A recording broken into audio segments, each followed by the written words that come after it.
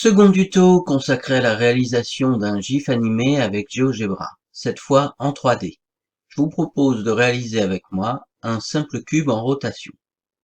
Dans la fenêtre graphique de GeoGebra, je commence par placer 2 points afin de créer un cube qui sera centré par rapport à l'origine du repère, afin de créer une rotation du cube sans déplacement latéral.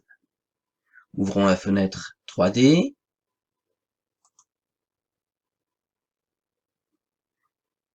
Et utilisons simplement l'outil cube. C'est l'occasion de signaler qu'il existe des commandes pour créer d'autres solides platoniciens. Voici notre cube, il est centré sur l'axe des Z, ce qui permet, si je fais tourner mon cube, de ne pas avoir de déplacement latéral, ou presque, et c'est le premier souci que nous allons rencontrer. En fait, la rotation s'effectue par rapport à un centre de l'écran qui n'est pas très évident à déterminer. Nous pouvons déplacer le graphique en espérant trouver une situation plus stable, et parfois, vous le voyez, obtenir bien moins stable. C'est très difficile. Là, je suis satisfait, mais en même temps, j'ai pas envie d'avoir une si grande fenêtre pour faire mon GIF animé, et donc je vais devoir réduire la taille de la fenêtre, tout en réglant aussi la hauteur, afin d'avoir ici uniquement mon cube.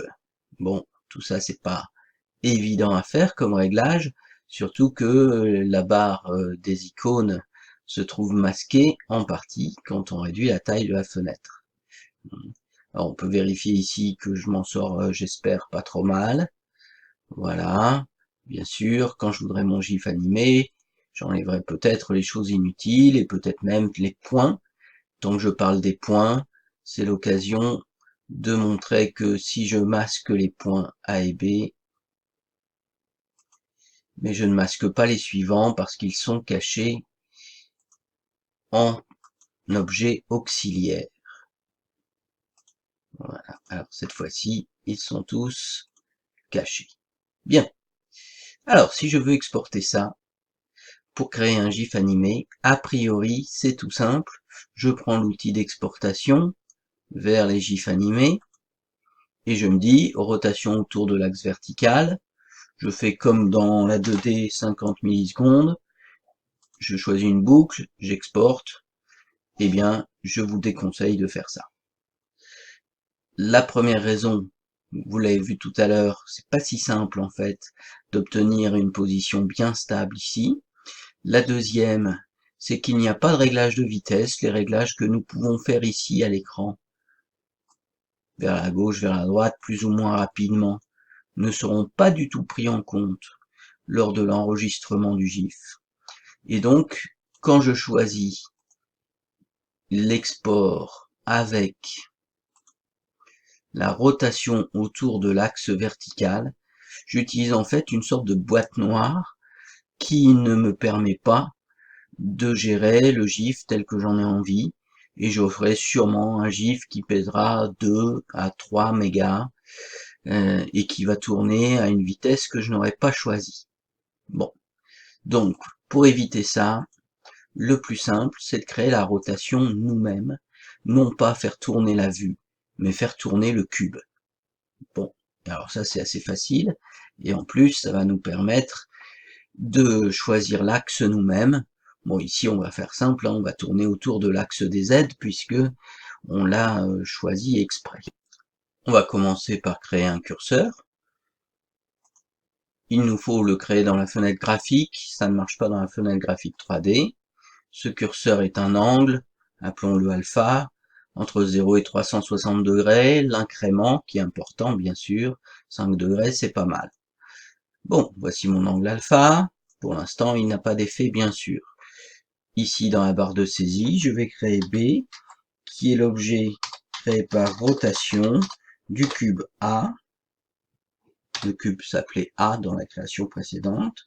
Je tourne d'un angle alpha autour du point O, de coordonnées 0, 0, 0, dans la direction de l'axe des Z il y a un mot réservé dans GeoGebra, l'axe des X, l'axe des Y, l'axe des Z sont tous les trois réservés. Le voilà.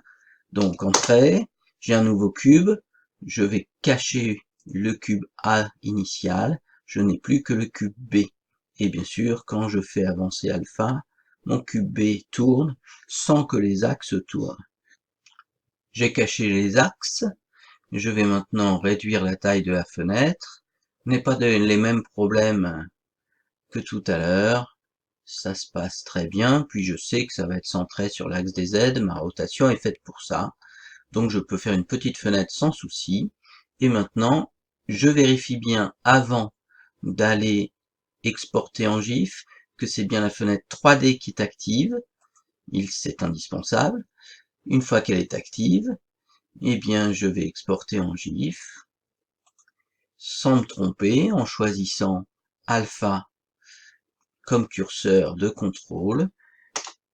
Je fais un GIF en boucle, j'exporte un GIF 50, ok, sauvegarder, compresser, et c'est parti. Bon, comme dans la 2D, on constate que si l'avancement est rapide, c'est plutôt bon signe pour la taille de notre fichier. J'en profite pour signaler que on a un gain de place important quand on a des symétries comme dans un cube. On pourrait se contenter de faire un angle alpha qui varie de 0 à 90 degrés au lieu de 0 à 360. L'utilisateur final ne verrait rien. Un quart de tour, c'est suffisant pour donner l'illusion par répétition d'un tour complet. Voilà. Alors, on y est. Hop, allons ouvrir le résultat final. Cube 50B.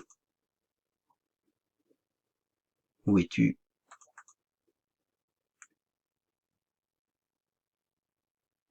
Le voici. Bon, c'est pas si mal. Il semblerait que j'ai fait quelque chose de particulier. Je n'ai pas réglé le sens de mon curseur et qu'il soit en sens alterné. Bon, c'est rigolo. Et voilà, vous savez tout sur les gifs animés, j'espère. Il me semble, avant de conclure, que je dois dire que ça continue quand même à peser relativement lourd, un gif animé, et que peut-être l'utilisation de logiciels externes, soit de création, soit de modification retouche, pourrait nous faire gagner des kilo-octets en masse. Je ne sais pas. Si quelqu'un sait, qu'il fasse un tuto. Merci. Bonne journée.